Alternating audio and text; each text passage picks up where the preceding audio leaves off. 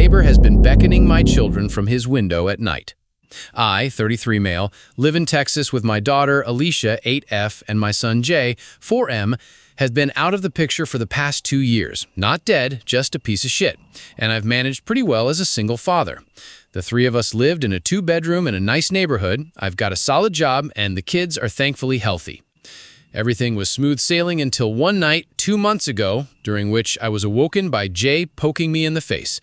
He was sobbing violently, though I recognized it as the "I'm afraid" kind of crying as opposed to the "I'm hurt" kind of crying, which made me a little less worried.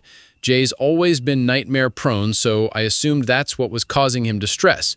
When I asked him what was wrong, though, he said, "The man in the next house is making scary faces at me." I'd heard my fair share of Jay's stories about monsters terrorizing him from the dark corners of his bedroom, but this was something new. I assumed he meant our neighbor's house, and the lack of fantastical elements in his description made me uneasy. It felt too specific to be one of his usual nightmares. I got out of bed and walked with Jay in tow to my kids' room. Alicia was awake in the top bunk. From the soft glow of their nightlight, I could see her crossing her arms and scowling down at her little brother. I didn't turn on any lights to give myself a better view of the outdoors and peered out the bedroom window. Their window had curtains on it, but for once they hadn't been drawn all the way, and there was a small opening between them through which Jay must have looked out. One side of the neighbor's house, the one to our left from the street, was visible from Alicia and Jay's room. There were 2 windows on the neighbor's side of the house, but it was too dark inside to see anything. I recalled from what I'd seen in the daylight that the window on the left, the one closest to the front of the house, was the kitchen. I wasn't sure what the window on the right was, as it was always had its curtains drawn. I asked Alicia if she'd seen anything, and she shook her head. "He's always having nightmares and crying. I don't want to share a room with him anymore, Dad. I never get any sleep. It's not fair." Of course, hearing that made Jay start crying again, so I let him sleep in my room for the night. He has this TMNT indoor camping tent that he prefers to his actual bed. Honestly, at that point, I half suspected his nightmare to be a ploy to get me to let him camp. Anyway, I guess I'm a total pushover because he slept in that tent in my room for the next 2 nights. On the 3rd night, I was again awoken, but this time by Alicia, who was standing over me and shaking my arm. That kid hadn't woken me up in the middle of the night in years. When I asked her what was wrong, she said, "The neighbor was making faces at me." Those words and the fear in my daughter's voice really put me on edge. "I closed the curtains when I said goodnight. Did you open them?" "Only a little, but it's 'cause I heard a weird noise." "What did you hear?" Alicia couldn't recall exactly. According to her, she had gotten out of bed to see what was going on, and when she lifted the curtain, she saw a light on in the neighbor's window. The curtains in the back room had been drawn back, and our neighbor was standing in his house right up against the window frame. What was he doing? Alicia thought for a moment and then made an expression I never want to see on my child's face, or anyone else's for that matter, ever again. I won't do it justice by describing it, but it looked something like this. First, she smiled with both sets of teeth so that there was a little open sliver between the rows, and then she furrowed her eyebrows. She inclined her head towards me, kind of Kubrick stare-esque, and strained the muscles in her neck. The worst part, though, was what she did with her hands. She held out her left arm, forearm up, then she clenched her right hand into a fist and moved it back and forth rapidly over her forearm. Poor thing described it as playing the violin, but it seemed pretty obvious to me that my neighbor was pantomiming cutting. Disturbed, I told Alicia to stop and not to make either the expression or the gesture again. I was angry and confused. My neighbor, a man in his 40s, was a bit of a recluse, but he had seemed normal enough in the 3 or 4 times I'd spoken to him. I couldn't fathom why he would do something like that to my kids. After asking Alicia a few more questions, I realized that my neighbor might not have done anything technically or at least legally wrong. It wasn't against the law to make inappropriate gestures in your own home, but it seemed like he was targeting my kids specifically. Legal or not, I planned to have a little chat with him the following morning. My last question to Alicia was if our neighbor had made any other gestures, and she nodded. Then she started making beckoning "come here" motions with both of her hands. I had Alicia sleep in my room for the night as well. I also checked out the window in my kids' room, but like before, I saw nothing. The house was completely dark. The next morning, before work and after dropping Alicia and Jay off at school, I spent a good 5 minutes knocking on my neighbor's front door. I figured he was home since his car was in the driveway, but he never answered the door. Eventually, I had to leave for work, and as I was walking away, I turned around quickly to see if he was watching me. He was, the coward. I saw him for a split second at the front window before he ducked beneath the sill and out of view. Clearly, the guy had problems. I yelled out to him to stop fucking with us and then left. That same night, I put a plan in motion. While my kids slept in my room, I hung out in theirs. It was a Friday night, and I was ready to pull an all-nighter so that I could catch my neighbor in the act. Although I trusted my kids, I wanted to confirm that there was actually something nefarious going on before I escalated things. I made sure the house was locked up and all the curtains drawn, tucked my kids in, and sat on the floor under the window in their room. At around 9, I started marathoning Midnight Mass on my phone. I didn't want to wear headphones and miss any strange sounds, so I kept the volume low and mostly read subtitles. At midnight, I started to hear strange sounds. Like Alicia said, it's a bit hard to describe. Best I can do is that it was this low, repeated clicking sound. You know the chuk-chuk sound you make to beckon a horse? It was something like that. All I knew is that the sound was undoubtedly coming from a person. After a few minutes of this, the sound switched to what I think was supposed to be a whistle, but it came out all wrong, like someone sucking breath in through their teeth. The sound was so crisp that the neighbor's window must have been open, which was an unsettling thought given that there was only around 15 feet of space between our houses. Certain that the neighbor was at his window and that this was my best chance to see him, I stood up and pulled the curtain back in one motion. I saw him right away.